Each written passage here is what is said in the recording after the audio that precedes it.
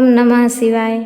भक्तों, ज्येष्ठ मास की भीषण गर्मी में जब सूर्यदेव अपने प्रचंड स्वरूप में होते हैं तब महादेव की शीतलता प्राप्त करने का सबसे पावन अवसर आता है। ज्येष्ठ मासिक शिवरात्रि। आज के इस विशेष वीडियो में हम प्रवेश करेंगे शिव भक्ति के उस महासागर में जहां ज्येष्ठ मास की इस पावन शिवरात्रि की महिमा, इसकी पौराणिक कथा और पूजा की वह गुप्त विधि छिपी है जिसे करने से जन्म जन्मांतर के पाप भस्म हो जाते हैं। अगर आप भी अपने जीवन के कष्टों से मुक्ति चाहते हैं तो आज के इस कथा को अंत तक सुनें। आज हम केवल कथा नहीं सुनेंगे बल्कि साक्षात शिव कृपा का अनुभव करेंगे। चलिए श्रद्धा के साथ बोलिए हर हर महादेव। शास्त्रों में ज्येष्ठ मास को अग्नि और ऊर्जा का प्रतीक माना गया है। इस महीने में भगवान शिव का जलाभिषेक करने का फल अनंत गुना बढ़ जाता है। मासिक शिवरात्रि हर महीने आती है, लेकिन ज्येष्ठ की शिवरात्रि साधक के भीतर के काम, क्रोध और लोभ की अग्नि को शांत करने वाली मानी जाती है।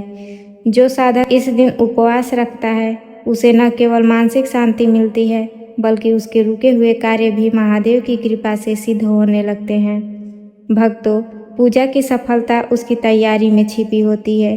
ज्येष्ठ शिवरात्रि के दिन सुबह जल्दी उठें, अपने पास ये सामग्री अवश्य रखें: शुद्ध गंगा जल और शीतल जल।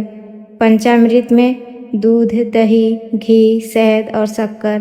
कम से कम 11 या 21 बेलपत्र बिना कटे फटे, धतूरा, भांग और शमी के पत्र, चंदन, सफ़ेद और पीला अक्षत, इत्र, भस्म और मौली। मौसमी फल, विशेषकर आम और खरबूजा, क्योंकि यह ज्येष्ठ मास है।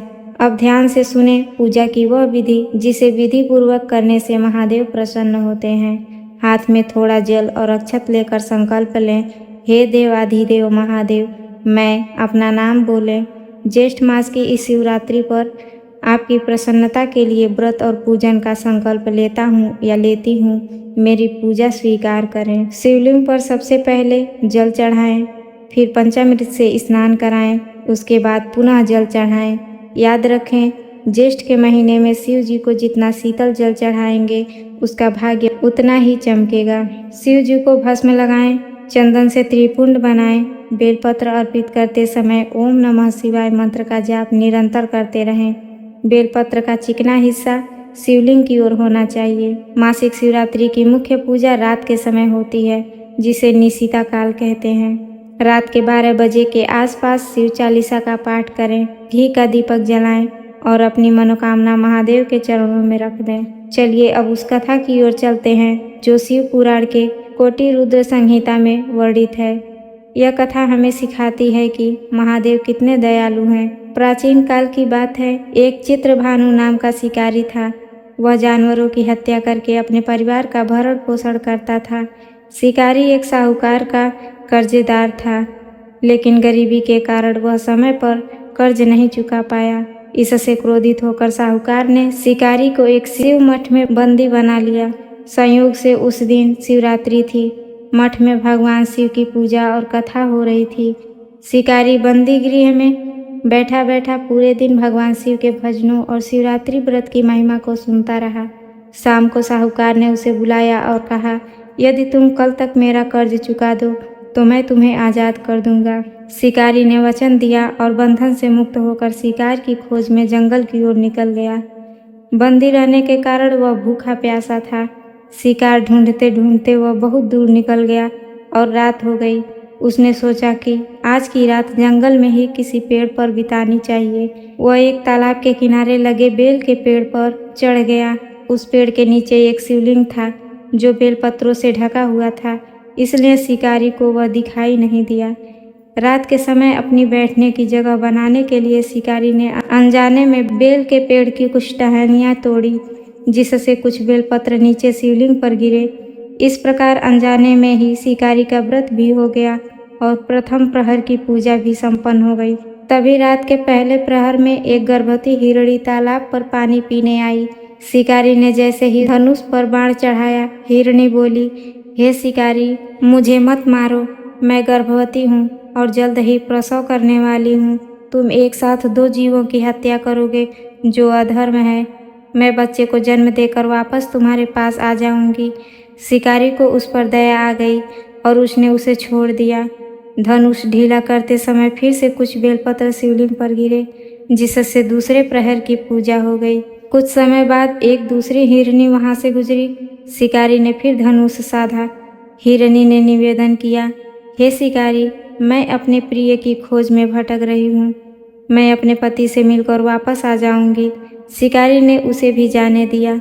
इस दौरान भी अनजाने में बेलपत्र शिवलिंग पर गिरे।